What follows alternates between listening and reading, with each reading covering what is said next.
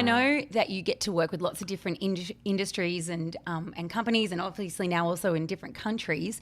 Is there something that's a common flavour in the culture code that you're finding for businesses that are really doing a great job? Probably more the time they put into it. You know, because everyone's going to build. One of the questions I most get asked when I'm doing a keynote is, what was the Bloods culture code? And that was the Bloods culture code. It's irrelevant to, whatever company I'm working with. And I'll give them a little bit of information because they're interested around it. But that's the irrelevant part. The relevant part is what is dear to you and what do you want to hold each other accountable to. But then the ones that do well systemize it. They spend a lot of time on it. You know, it's not just, one workshop and then, that good time, great, learn a lot and then, they let it go sort of thing. We'll do regular reviews for our clients, at least every 3 months where we come back and we'll do a review. And it's amazing because a lot of times we'll come back, we'll be pointing out how well they're going. Because again, we all get bogged down in the negative, the budget's down and inflation's up, things are tough, etc. Yeah, but hang on, guys. Listen to the conversation we're having now. The feedback we just gave was so much more positive and natural than what it was.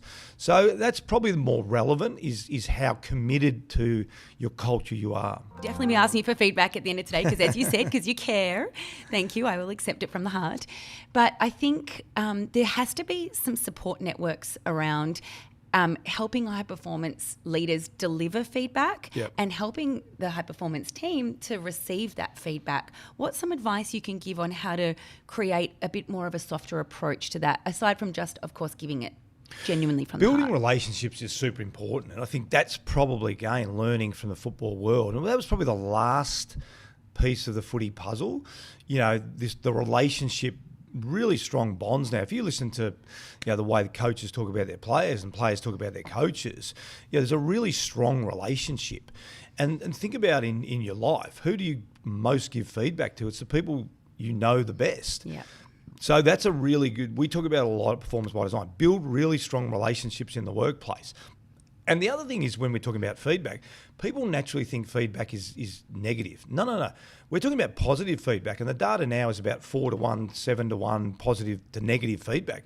So if you're not that comfortable with feedback, start with positive feedback. Fantastic. It's great today. Everyone was on time. Kyle, come down and met me 10 minutes early. Fantastic. Professional outfit.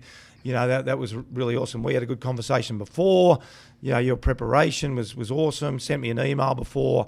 I got here, knew exactly where to go, knew exactly where to check in.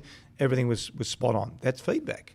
But we probably as leaders, that's the problem with a 3-month, 6-month review, because we tend to wait and then I get up in the morning, I've got to give all you feedback, and I go, Tammy says to me, what are you doing today? I said, I'm giving feedback. So I'm all stressed out. You're all stressed out because you're going to get about to give feedback, and we're all expecting this negative. And to be honest, because we've waited so long, I'm sitting there going, what am I going to say here? What am I going to say? Oh, they did that wrong. And then all of a sudden I give you feedback and you go, that was 3 months ago. I thought, why didn't you give me that feedback? Yeah. So again, systemizing the feedback, building really strong relationships, and starting with positive feedback.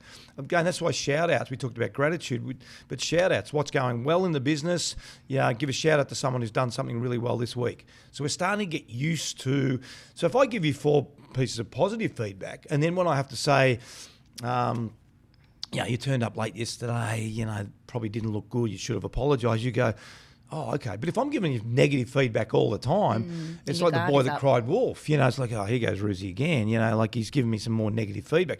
I can't really differentiate the two. So start with positive feedback, but build really strong relationships within your organisation. You're talking as well about putting people in leadership positions that maybe others externally look at and go, how, why?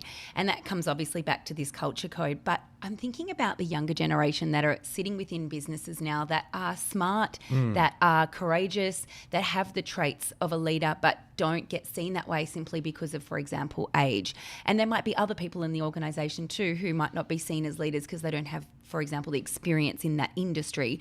How do we help people identify the correct or the best leaders that they could possibly identify within their teams? What advice can we give them? Oh, look, I think leadership is something that's not taught. So firstly, it's really difficult, to your point, because typically when you go in, you start a job and you bunkered down in that job, and there's so many technical skills, and we promote in the business based on technical skills. So suddenly you've got an executive team that are really technically good at what they do, but we call it the player-coach syndrome. Yeah. Now, when I coach Sydney, I can't run down on the field and play. Yeah, Vossi can't run down on the field and play for Carlton. But as an exec team, you can still play. Yeah, and most execs are comfortable playing, but we're asking them not to play. That's what we're asking them to do, and that's really, really difficult. So to your point is, if we start to build systems around behaviours, then and we reward those behaviours, yeah, we mightn't have the most technical group of execs, but we're going to have some really good leaders because we've built them around role model leadership.